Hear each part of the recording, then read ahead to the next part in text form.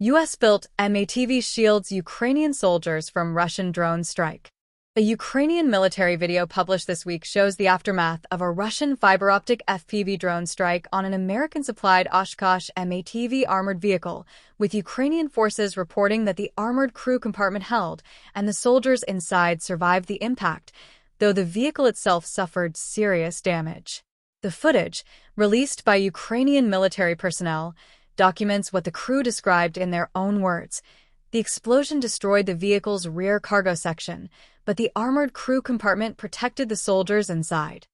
The crew and passengers are reported to have survived, though Ukrainian forces acknowledged they likely sustained injuries and concussions from the blast, an expected consequence of a direct drone strike even when armored protection performs as designed. The vehicle's rear cargo section was destroyed entirely, while the protected cab section, the portion engineered to keep occupants alive in exactly this kind of attack, remained structurally intact. The Oshkosh M-ATV, which stands for Mine-Resistant Ambush Protected All-Terrain Vehicle, is one of the most capable protected mobility platforms the United States has transferred to Ukraine since the full-scale invasion began in February 2022. Built by Oshkosh Defense, a Wisconsin-based manufacturer that has produced thousands of armored vehicles for the U.S. military and allied partners, the M-ATV was specifically designed to survive improvised explosive device blasts and direct attacks in environments where road conditions, terrain, and threat density make lighter vehicles unsuitable. The vehicle weighs approximately 14,500 kilograms, 32,000 pounds in standard configuration, and sits on a shaped hull, a design that deflects blast energy outward and away from the crew compartment rather than allowing it to travel directly upward through the floor. That hull geometry, developed during the Iraq and Afghanistan wars when roadside bombs were killing soldiers at an alarming rate, is a significant part of why the armored cab survived a direct drone strike where a conventional vehicle would not have. The drone that struck it represents a different and increasingly dangerous category of threat, one that the M-ATV was not originally designed to defeat but is now routinely encountering on Ukrainian battlefields. Fiber-optic FPV drones, where FPV stands for first-person view, are piloted by an operator watching through a camera mounted on the drone in real time, guided by a thin fiber-optic cable that spools out behind the aircraft as it flies toward its target. That cable connection is the key tactical innovation that separates these systems from conventional radio-controlled FPV drones, because it renders them immune to electronic jamming, GPS spoofing, and radio frequency interference, the standard suite of countermeasures that Ukrainian and Russian forces have both deployed extensively to defeat drone threats. A jammer that blocks radio signals has no effect on a drone receiving its commands through a physical wire, which means fiber-optic FPV systems can fly through the most heavily contested electronic warfare environments on the modern battlefield and still hit their targets with precision. Russia has accelerated the development and deployment of fiber-optic FPV drones throughout 2024 and into 2025 and 2026,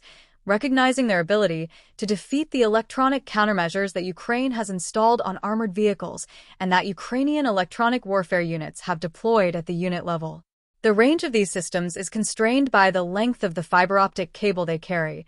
typically several kilometers at most depending on the spool size, which limits them to relatively close-range engagements rather than the deep strike roles filled by longer-range loitering munitions. Within that range, however, they are among the most difficult drone threats to defeat using current Ukrainian countermeasures because the standard electronic warfare response simply does not apply to a wired guidance system. The fact that the m-AVT's armored cab survived a direct hit from one of these systems is operationally significant,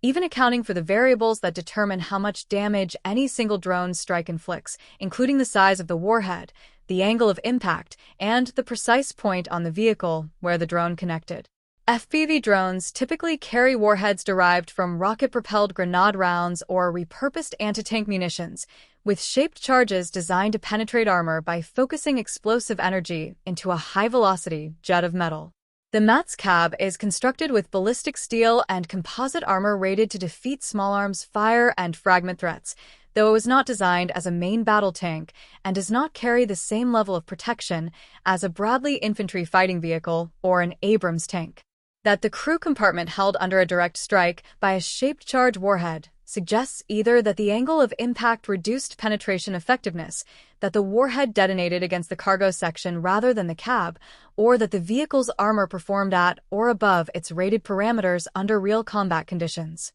Ukrainian forces have released similar post-strike documentation in previous incidents involving American-supplied vehicles, a pattern that serves both a domestic communications purpose, showing that Western equipment is saving Ukrainian lives, and a broader information function, providing open-source data on how specific platforms perform against specific threat types in real combat. That data is valuable not only to Ukrainian commanders making equipment decisions, but to the defense industries and military planners in NATO countries watching how their vehicles perform in the first large-scale combined arms war in Europe since 1945.